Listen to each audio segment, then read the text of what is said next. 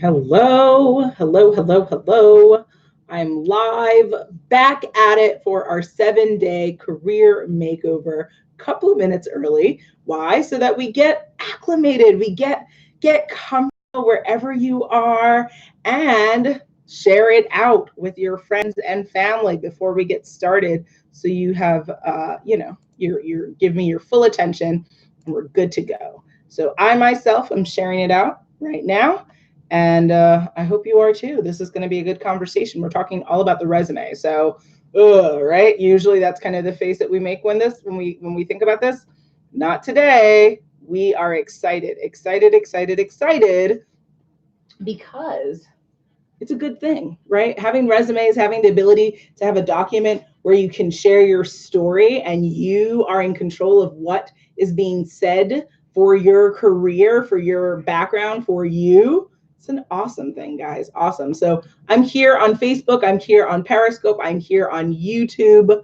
Amazing. It's going to be good. We have a couple of minutes to get started. So definitely share this out on every platform that you are accessing me. I greatly would appreciate that. And of course, tag people in here in the comments so that if you feel like, oh, my friend is looking for a job, or oh, my friend could benefit from this, right? Bring them on in. This is a conversation. So of course, what if you have questions along the way, it's going to be really important that you ask them. Don't keep them hidden. I'm not a mind reader. I'm very smart, but I'm not a mind reader. So definitely, put them in so I can help as much as possible. Okay. So with that, we have like a couple of seconds left. Oh my goodness. If you've been tuning along from day one, then you know that today is going to be a culmination of some of the things we talked about before, but totally different because now we're talking the practical document that we have to submit. And do we ever fully feel comfortable with it? We'll talk about it. We'll see. I think at the end of the day, what I said on day one, which was, do your best and leave the rest with the universe, still applies and always will apply, right? So we can always be making the resume better. We can always be crafting the message and it grows and develops. Why? Because you don't just do one thing for the rest of your life. You gain skill sets, you gain opportunities and lessons that make you a better attractive candidate for some other position that you may not even already know of. So the resume is an evolving document. So I think that this conversation is going to be good for you now and 3 years from now. And again, you'll have new things to think about when it comes to that. But it's time to get started, guys. It's time, it's time, it's time, it's time. Woo! Hello, hello, hello. Welcome to day three of the 7-day career makeover by moi, Natasha Nurse. I am the speaker, coach, and content creator behind Dressing Room 8, which is a coaching and consulting platform dedicated to primarily focusing on teaching women how to think with clarity, dress with confidence, and live with purpose. Woohoo! But coaching wise, I do work with both women and men. So feel on free to say, hey, Natasha, I need your help. Then I have what you need, guys. I'm here to help. So with that, let's talk a little bit about what to expect for tonight. So you're going to want to stay tuned for the entire program because I'm going through how to tell your story on your resume. And you need all of it. You can't get just a little bit. You have to get all of it. So stay with me, hang with me. This should be around 30 minutes. Sometimes I go over because I love y'all and I like to talk. And there's so much to say. There's so much to say. So definitely hang through. If you have questions, put them in the comments. If you want to tag 2 people who you feel would benefit from coming in on the conversation, tag them in. And of course, I always appreciate likes and follows. And if we're not already besties online, I'll give you all that information as to how to follow Dressing Room 8 at the end. But I think it's time to get started.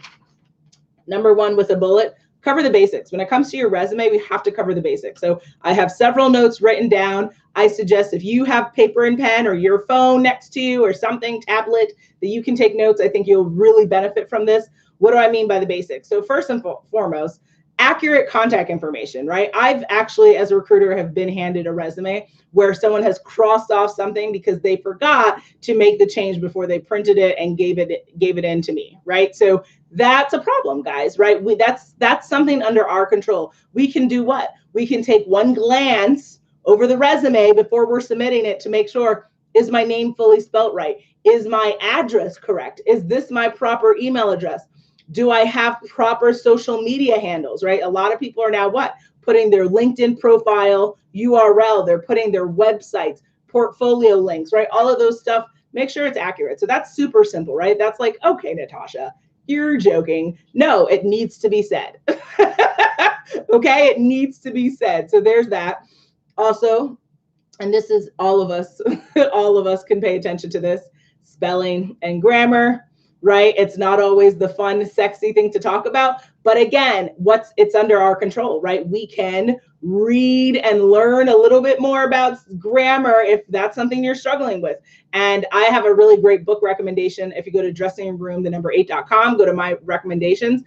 There's a grammar recommendation book. It's something that I've used to help. And again, like anything else in life, you have to continuously work at it, right? No one's perfect at anything because perfection is a fiction. It doesn't really exist. So when we're thinking about how do we create documents that are better and easier to read, you got to understand how to communicate better. So taking books out like that from the library, buying them, all of that good stuff will really help. Next, and this is really important, you want to pick a template that matches your industry, right? So an engineer's resume most likely looks different from a lawyer's resume, which most likely looks different from an art teacher's resume, which most likely looks different from a content creator's resume, a paralegal's resume, a teacher's assistant resume, right? Like there's so many different jobs in this world, but guess what that also means? There's so many different resume templates that you can pull from. And so maybe you look at your industry and you do a Google and you say sample engineer resume, right? And you look at the templates and you're like, I'm not really feeling any of these, but you do kind of like this like template that's used for an architect, a typical architecture's resume. Fine, right? It's not a fast and hard rule, but I do recommend that you take a look. What is the standard for your industry? And then you're gonna pick a resume that fits hopefully your industry or something similar to, and then also your style preferences. So what do I mean by that? Some people have resumes where they really like kind of this nice space at the top where it's like their name. Sometimes I've seen their name and their picture, their contact information, right? Certain accomplishments are listed certain ways. There's different ways to format it. So I have a couple of tips and websites. This is where you now can write stuff down if you want to go there. So resumegenius.com. I'll say it again, resumegenius.com. That's one place that you can go and get some good ideas for resume templates. Also, if you go to skillcrush.com, there's an article called 24 more free resume templates to help you land the job. So skillcrush.com, you can go there and get resume templates. There's also another place called creativebloq.com. So that's interesting. They have an article on there called 17 free resume templates. And then, of course, my favorite, where I contribute, Fairy God Boss in the house at fairygodboss.com. So one word, fairygodboss.com. They have an article that's called 17 best resume templates. So what's the story of this that I'm trying to arrive at? The information is always available. It's always there, guys. When we say we don't know, come on, get your life. Imagine me standing on your shoulder. A lot of my coaching clients, they're like, Natasha, I just hear you in my ear, just telling me, stop it. Exactly.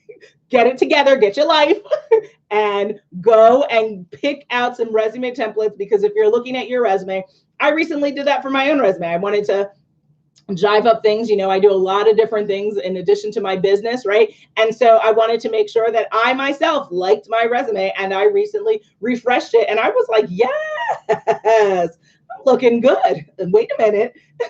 So go out there, get a template that works. I did the same thing, and it really works, right? And then it's good stuff.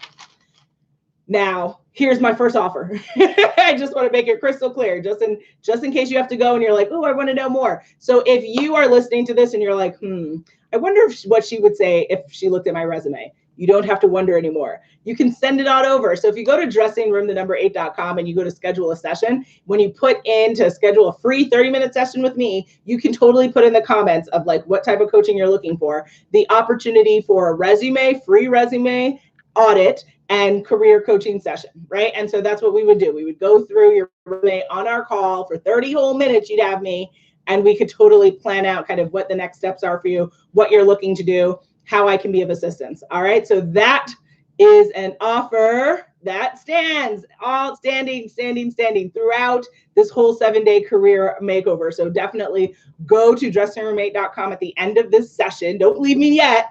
At the end of this, schedule a session. And if you want a free resume audit, I'm happy to do that and pair that off with our free consultation. Okay. So next part of our segment that we're talking about, you have to, when you're thinking about designing the resume, right, you have to have an unforgettable summary section or skills section. That's a stylistic preference. For some industries, it makes sense to begin your resume with like a career summary that kind of like summarizes who you are, what type of candidate you are, what you're bringing to the table. Some people don't want to do that because it is it's kind of boxing you in. If you write like a certain summary and you're applying for different industry jobs, then you're going to have what? You're going to have to build out different resumes with different summaries to make sure that you're hitting all the applications that you're putting out there, right? But the other thing is, if you don't want to necessarily do that, there's theory that says that you can and you should. You have to decide what makes most sense for you and what's been working, what hasn't been working. I recommend maybe going with the skills section, because what's great about this, and we're going to talk about that, is if you're listing your hard and soft skills, you're not necessarily buckling yourself into one space, but you're saying, this is what I can do. This is what I'm coming to the table. It's crystal clear. They understand. These are your hard skills. These are your soft skills. This is your career experience. And then they can make the decision if they are interested in moving forward with that application that you're putting in. So I found a really interesting article on clearancejobs.com. And this essentially gives you like 3 questions you should ask yourself if you are interested in starting your resume with that summary section, so that you can really fully spell out the story that you need to on your resume. The questions are as follows. What do I do in my current or most recent job that I enjoy? What skills am I using? That's one question that you would want to ask yourself and answer it so that you can craft the perfect or the right career summary at the top of your resume. Next question, in past work, what did I find most rewarding and what skills did I employ? Interesting stuff here, guys. Third question, what skills do I want to use in my next role or my future roles? So if you're able to answer those 3 questions, and I suggest really kind of getting old school, getting a piece of paper, writing out these questions and answers. And if you need me to repeat anything, put that in the comments here, YouTube, Facebook, Periscope. Let me know. I'm happy to repeat for you. And again, this article you'll find is clearancejobs.com. Does your resume tell a story? It should, and here's how to do it. Good stuff here. Answer these questions, and then once you do, you're able to then partition out what that answer should be, what that career summary is going to look like. So if you have any questions, put it in the comments. All right. And then one thing I wanted to speak to when it comes to if you start your resume with the summary section or if you start with the skills section, a couple of things to remember. So according to Indeed.com, I'm a huge fan, so hello, Indeed. There are 10 best skills that you should include on your resume. I'm going to list them out. You can take note as well. And if you need me to repeat anything, let me know in the comments. All right.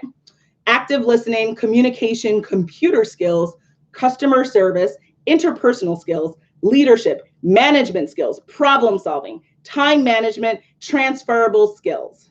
It's a lot, right? That's a lot of skills. I'm going to repeat that. Active listening, communication, computer skills, customer service, interpersonal skills, leadership, management skills, problem solving, time management, transferable skills. Right. And so employers are what? They're looking for hard skills and soft skills. What are hard skills? Technical skills, right? So that's the computer, anything that is essentially that can be taught and you've learned it, cool. And then soft skills are what? those are things that aren't necessarily taught, but they're kind of groomed within, or, it's something that you either are a good communicator or not. Can you technically learn to be a better communicator? Absolutely. But is it easier to just say, be a better communicator or learn C++? Right? Like you could actually take a course and you could, like it's a little bit easier that way. But these are some of the skills to think about when you say, what am I listing on my resume? Because again, why is this important for the employer? The employer wants a good mix of both. They want to understand that you're coming to the table with hard skills that are necessary to getting the job that you want, but then also you have these soft skills that make you like an even better candidate, right? Someone who's going to be a team player, someone who's good at communication, someone who's good at problem solving, right? Not necessarily something that is taught to you in a class, but you intuitively understand how to communicate, how to get your message across, how to de-escalate situations, things like that. So much to cover, guys. We're making good timing though. We're getting through it. Now, the next segment, and again, questions, YouTube, Facebook, Periscope, put them in the comments so I can answer them. Words matter is what I've called this. So what do I mean by this? We need to think about, and I've heard this, and I always used to laugh whenever I heard this, your resume is, it's prime real estate of you, right? It's really quintessential to think about every single word, the spacing, how you present it, the font, all prime real estate. So what are the words that matter? Well, what are the job titles, right? So you want to be accurate, right? You definitely don't want to say you did one thing, and if someone calls it a reference, they're like, he was VP of what? Get your life. Right? We want to be accurate, that's for sure. And we also want to be descriptive in the job description. And we want to be crystal clear on whatever I'm saying here is A, verifiable, but then B, relevant to whatever you're applying for. So if you're applying for a management role in a new company, then I better see management storytelling on your resume, right? Because what's the hiring manager, recruiter going to look at? They're going to look at the resume and they're going to be like, you're applying for a manager, but it doesn't look like you've done any management. Cool, bye.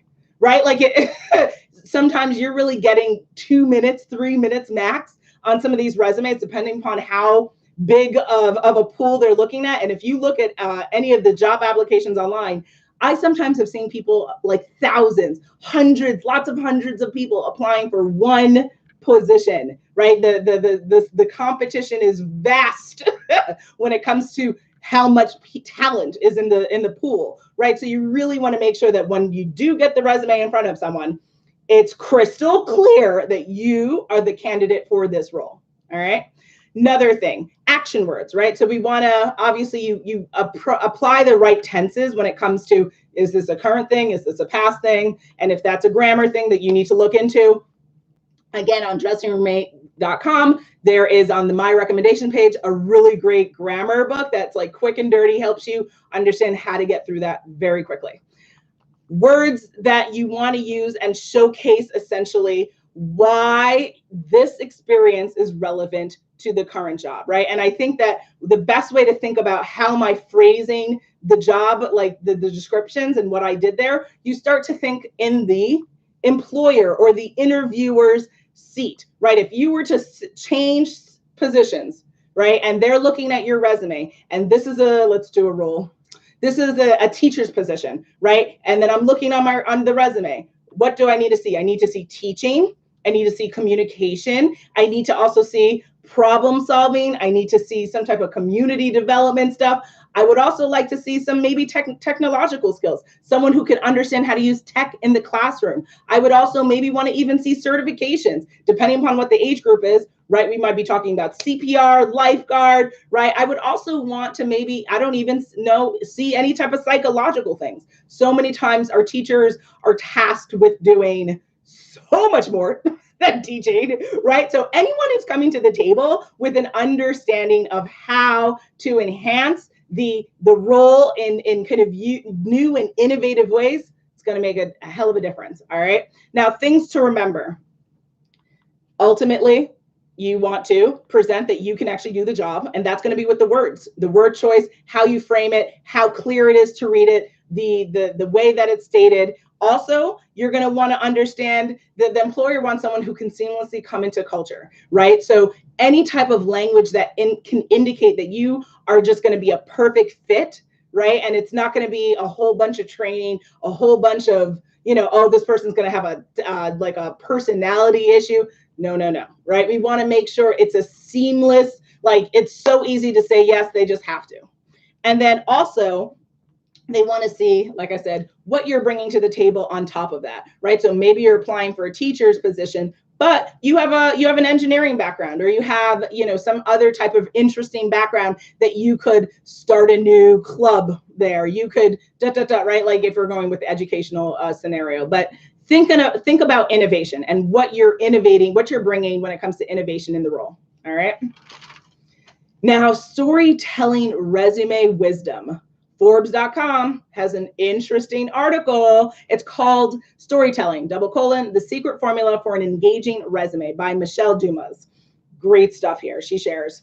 So she kind of talks about the secret sauce that people are imploring and using to make sure that their resume stands out from others. So you're going to want to know your audience and stay focused, meaning your resume has to be curated for the job you're actually applying for. And I know you might be like, Tasha, I mean, come on. Of course, maybe 60% of people know this, but there's always someone who doesn't understand that if you're applying for a job in 4 different industries, then you need to have 4 different resumes because the one is not going to cut it. I mean, you can try, but it might really take a lot longer to kind of get over that hurdle of why is your resume so mismatched? Why is your resume just not making sense, right? There's that. According to Michelle Dumas, you want to incorporate the 5 most important elements of a good resume. So the characters, right? So like who you worked for, what the company, all of that good stuff, the setting, what type of work culture was this, the plot, meaning, and she's talking kind of comparing resume writing and building to kind of literature, right? So what kind of plot did you have in this previous position? Was it monster slaying? Were there things that you had to really overcome and totally shift culture? Was there a quest? Was there something that you needed to learn and overcome? Rags to riches. You started at the bottom, sweeping floors, and now you're the CEO, right? Like, what's your story there? And then also, was there a rebirthing? Was there, I started in accounting and then I transitioned into marketing, and that, right? So what's the ultimate story that you're trying to deliver? And those are some ideas that you can keep in mind. Also, conflicts, right? A lot of times it's a really good idea to show if you had like great achievements there, right? What were the conflicts you may have dealt with? Challenges related to the organization itself, challenges with a specific thing, with a situation, with a person, and then what were the resolutions, and how did you play a part in that solving and resolution period there? So if you have any additional questions, you know what you have to do. You have to go to dressingroom8.com and schedule a free coaching session with me so that I can get your resume. We can talk about it. It'll be good stuff, guys.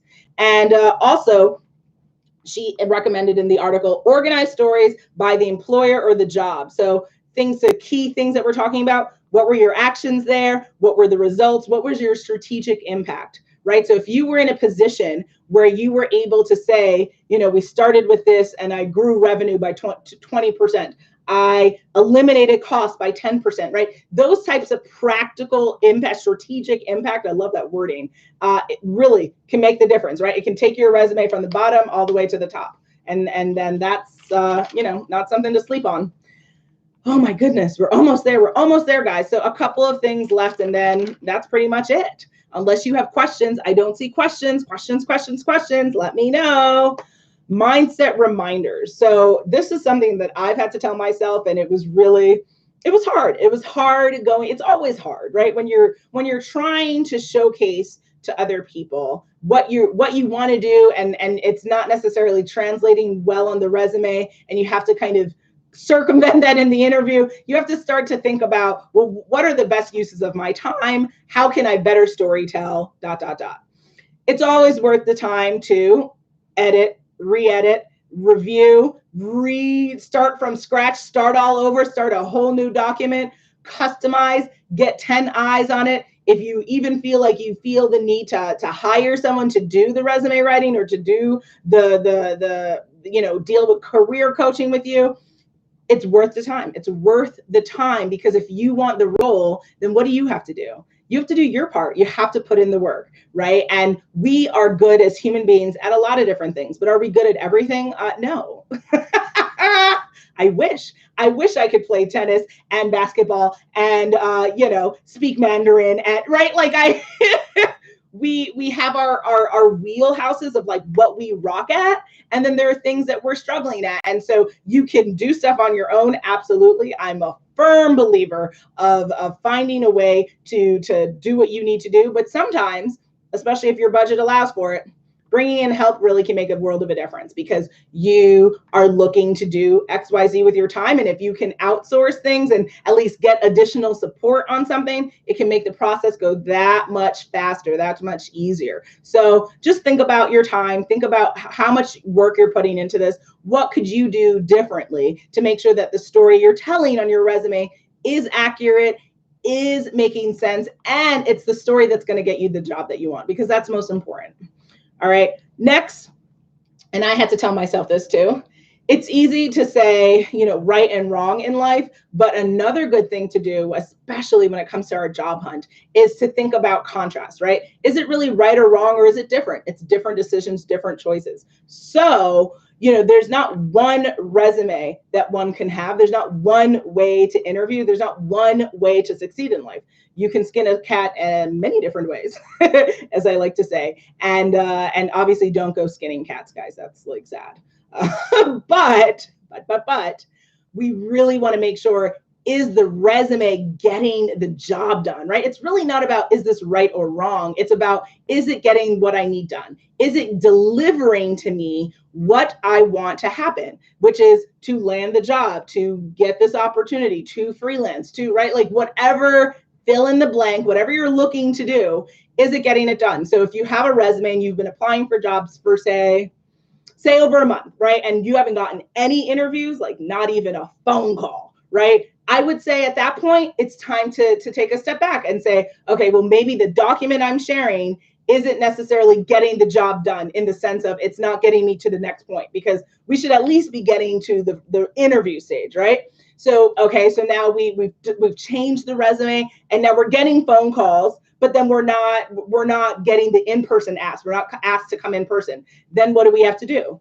We have to say, okay, I've been at this for 2 months. I'm now getting calls, but I'm not getting in-person invites.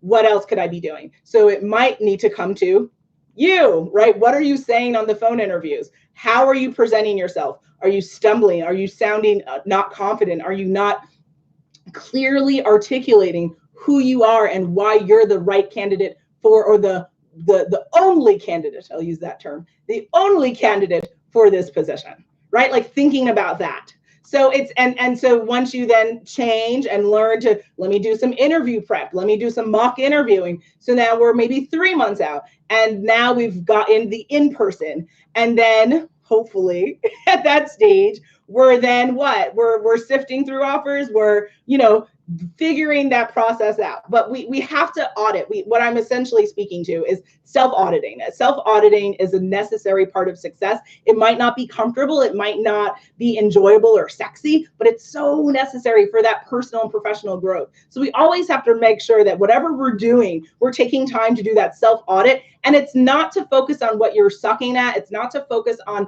the negativity. Absolutely not. It's to understand how you can tweak, right? Because you're badass, you're awesome, you're bomb, but baby, we can always be better. We can always be better.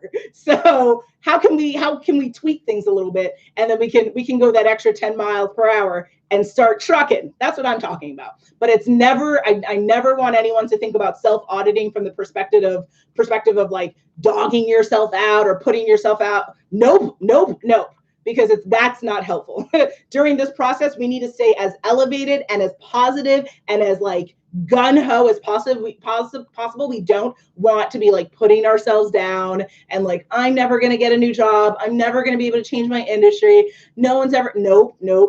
That's not helpful, right? We talked about that in day 1. We talked about that on day 2. We're talking about it on day 3. So you guys get the drift, all right? And also just the last piece of advice that y'all should know, but I'm just making sure, which is resume is one one piece of the puzzle, right? It's not going to land you the job, right? We still got to do what? The resume just gets us in front of one person, but we ourselves, our personality, our presentation, that's what takes us further in the process. So just remember that, like when we're getting caught up with like, oh my God, this resume, like, is it going to get the job done? Not is it perfect? Is it going to get the job done? And then am I going to pass? Because essentially it's like football, and I don't do sports, guys, so don't judge me. But like when we have a pass, right, then the other person has to take it to wherever they need to go, right? So like you are passing yourself the ball with the resume, and the resume got you that interview. Now what? You got to run that across the field, and you've got to bedazzle. You've got to shine and be amazing, because you're amazing. You are amazing. You're rich and filled with so many cool stories and so much information. But again, who's in charge of getting that out to the audience? That's you, baby. Right? People aren't mind readers. They can't just look at you and be like, okay, I see you. I vibe. I'm getting it. No, dun. We got to articulate. We got to share, right? So just remember, the resume is one piece. So we talked tonight about how we can tell our story on our resume, but that's just one piece. And that's why I scheduled to do a 7-day career makeover, so that we could talk about the resume. We could talk about the interview. We could talk about even how to look for a job, right? Day one. Now, tomorrow, I'll get to that as to what we're going to talk about. But this pretty much concludes, and I'm actually like around time, which is amazing. Good Lord, I love to talk. Day 3 of the 7-day career makeover. And, again, offer time. I just want to make sure that if you are like, you know what, Natasha, I need you to look over my resume. I need you to need me to look over your resume. So go to dressingroom8.com and totally schedule free 30-minute consultation with me to look at the resume, talk about your career plan, and get this going. And this is a one-on-one private call with me, right? So do that for free. You have it, dressingroom8.com. Schedule away, guys. And then what else? While you're there, don't forget to do the following. Subscribe to the blog so that you get updated on all upcoming blog posts. You subscribe for the monthly newsletter so you can get tools and resources and motivation needed for personal and professional development. And then, of course, follow me, right? Follow Dressing Room 8. Follow us on Facebook, Instagram, Twitter, YouTube, Facebook, YouTube. Come on, guys. I'm here on 3 platforms. Let's be friends on all platforms, all right? So with that, what are we talking about tomorrow? What are you coming back same time for? We're talking about cover letters, how to write an effective cover letter. So I know, sexy, right? Day 3 and day 4 is like, oh, Tasha. But it's necessary. It's necessary because we've got to audit, right? We've got to do that self-audit. We've got to say, I don't think this is getting the job done, right? We've been doing this for a month. We've been doing this for 2 months. It's not getting the job done. It's time to rework things. And that's okay, because you're making the decision. You're owning that experience, and you're doing what you need to do to get the shit done. And that's super empowering. When you start to think about that, and you're like, oh, like when I reworked my resume, I was like, yes. This is fan-effing-tastic, baby. I love it. I love it. I love it. I love it. So this is the end. What are you doing? You're going to come back and you're going to join me tomorrow for day 4, how to write an effective cover letter. If you have additional questions and comments that maybe you just didn't get to say right now, or maybe you want to email it, go to dressingroom8.com, schedule a session, send me all your questions. And also my email address is listed, natasha@dressingroom8.com. You can totally get in touch with me. I'm going to see you guys tomorrow. It's not over. We have time. We have time. All right. So thank you for your time. I'll see you guys soon. Thanks for joining. Now I have to say goodbye in specific orders just to make sure we are all good in the hood. All right.